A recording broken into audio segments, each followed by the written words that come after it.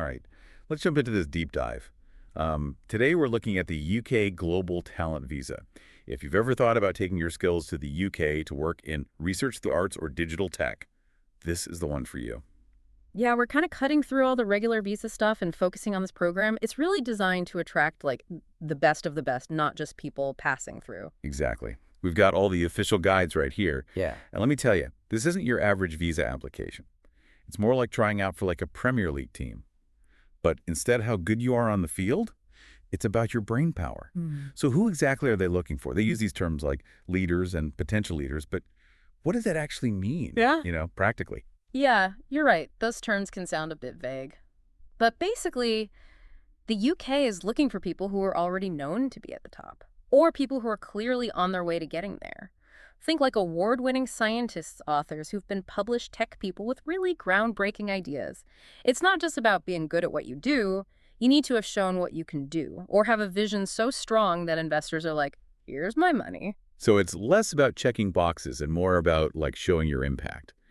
Before we go too deep into how to apply, I have to ask about this eligible awards shortcut. What is that all about? Oh yeah, the eligible awards route. This is where things get really interesting. Hmm. Imagine being able to skip a big chunk of the normal process just because you've won a really important award. Okay, now you have my attention. The UK government has this list of awards that they see as proof that you're at the top of your game. And if you've got one of these awards, you basically have a golden ticket. So what kind of awards are we talking about? Are we talking Nobel Prize? Or is there a chance my regional pottery award might get me in? While your pottery skills might be amazing, we're talking about awards that are known all over the world and have a really tough selection process. Think like the Pulitzer Prize, the Fields Medal, the Turing Award, those kinds of things. But don't worry, we'll put a link to the full list in the show notes so you can check if any of your awards qualify. That's amazing. It's like having a fast pass to the front of the line. Sure. But even with a trophy case full of awards, there's still an application process, right? Totally. Even if you have an eligible award, you still have to apply for the visa. And it's not super easy. And for those who haven't quite reached that award-winning status yet, that standard endorsement process is really important. Okay, so let's break down this endorsement process. It sounds kind of mysterious. What's it all about, and what are some of the challenges? The first big hurdle is getting endorsed by an organization the UK government approves. These endorsing bodies are like gatekeepers. They each specialize in one of the three areas we've been talking about: academia and research, arts and culture, or digital technology. So it's not enough to have your grandma say you're a coding whiz. It has to be an organization that the UK actually trusts to spot top talent. Exactly. These organizations all have their own rules and application processes. So you got to do your homework and pick the one that really fits your work and experience. For example, if you're like a rising star in tech, Tech Nation would be the place to go. On the other hand, if you're doing groundbreaking research in something like biomedical science, you'd want to look into the Royal Society. That makes sense. Yeah. You need to find the group that really understands your work and how important it could be. So once you've found the right endorsing body, then what? Do you just shoot them your resume and hope for the best? It's a little more complicated than that. You have to submit a full application. This means laying out all your achievements, your vision for the future, and how your work matches up with what the UK wants to achieve in your field. Sounds pretty intense. So you send in your application, you're waiting anxiously. Yeah. What happens next? Well, if the endorsing body thinks you tick all the boxes for the Global Talent Visa, they'll give you something called an endorsement letter. And this isn't just a piece of paper. It's your ticket to move on to the actual visa application. That endorsement letter sounds pretty important. But what about people who are already in the UK, maybe on a different visa or finishing up a degree? Does that change things? It definitely can. Yeah. The good news is you can actually apply for the Global Talent Visa from inside the UK. You can do it as an extension of your current visa. Or you can switch from another eligible visa. However, there are specific requirements and rules depending on what kind of visa you have now. So you really need to read up and make sure you understand how your situation fits in with their rules. It sounds like navigating the UK visa system is like trekking through a maze. You need a good map. Speaking of maps, let's talk about the part everyone dreads: the fees. We know the UK Home Office doesn't exactly hand out freebies for being talented. What are we looking at money-wise? You're telling me talent like this doesn't come cheap. Just the application fee alone is £716, and that's for each person. So if you're planning on bringing your family with you, those fees can really add up. Ouch, that's a good chunk of change. And that's probably not even the whole story, right? There's also that healthcare surcharge I keep hearing about. You heard right. On top of the visa application, you'll also need to pay this healthcare surcharge every year. Think of it like chipping in for the UK's National Health Service, the NHS, while you're there. Exactly. It's like 1,035 a year, right now at least. Right. And that's for each person. And yeah, that's on top of what you already paid for the visa application. Right. So make sure to factor in how long your visa is for, and then you'll get a better idea of the total cost. Right. So you can't just be good at what you do. Yeah. You also got to contribute to the system. It's like a small price to pay for peace of mind. Right. But let's switch gears a bit and talk about the people who might be joining you on this UK adventure. What about partners? Kids, can they come along? Absolutely. The UK Global Talent Visa lets you bring your partner and kids as dependents. They'll have to meet certain requirements, of course, but it's definitely made for families, too. That's good to hear. So when UK Home Office says family, what do they mean exactly? Your partner can be your husband, wife, civil partner, or unmarried partner. And when they say children, it includes anyone under 18, and even those over 18 if they're already in the UK as your dependent. Oh.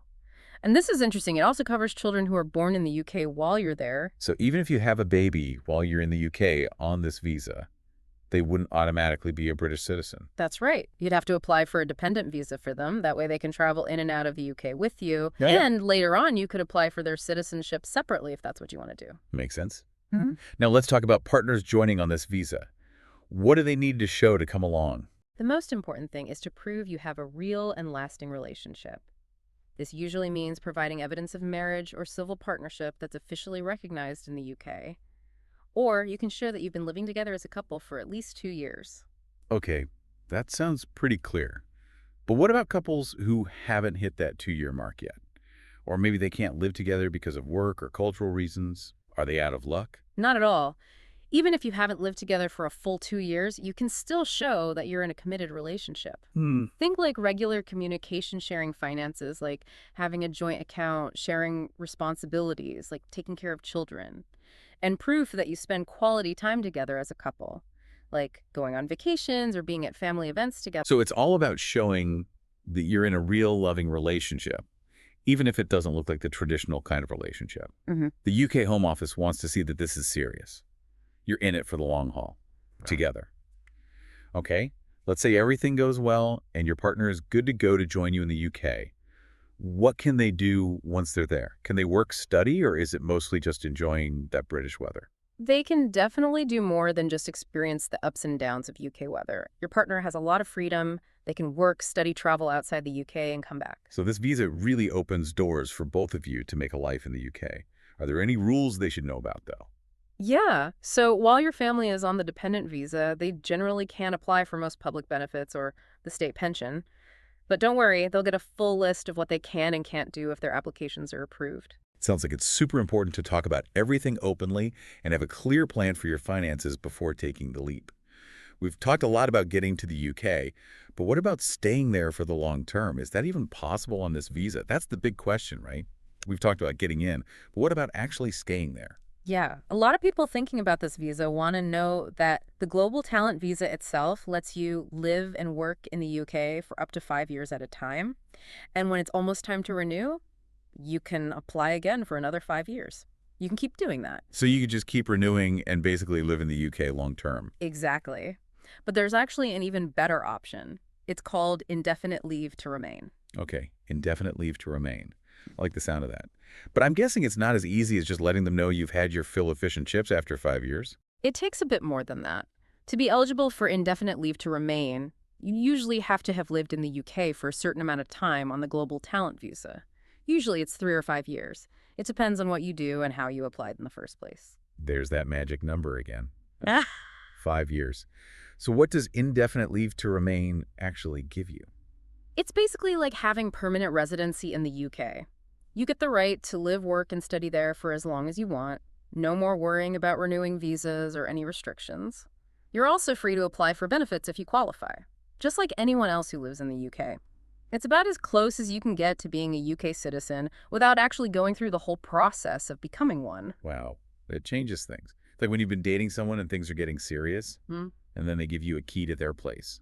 It's a big step. I like that comparison. And just like with any big relationship, choosing to settle down in the UK is a big decision that needs a lot of thought. Absolutely. This deep dive has been so helpful. But like with any good exploration, we've only just scratched the surface. We've looked at what the UK Global Talent Visa is all about, who can get it, that whole endorsement process, those special eligible awards, how much it'll cost you, the exciting possibility of bringing your family, and even staying there permanently. It's a lot to take in, but hopefully our deep dive has given you the information and the confidence to figure out if this is the right path for you. Exactly. We've given you the map and the compass, but now it's up to you to decide if this is the right direction for you. Think about your skills, your goals, and if they match up with what the UK is looking for. Is this the right move for your career?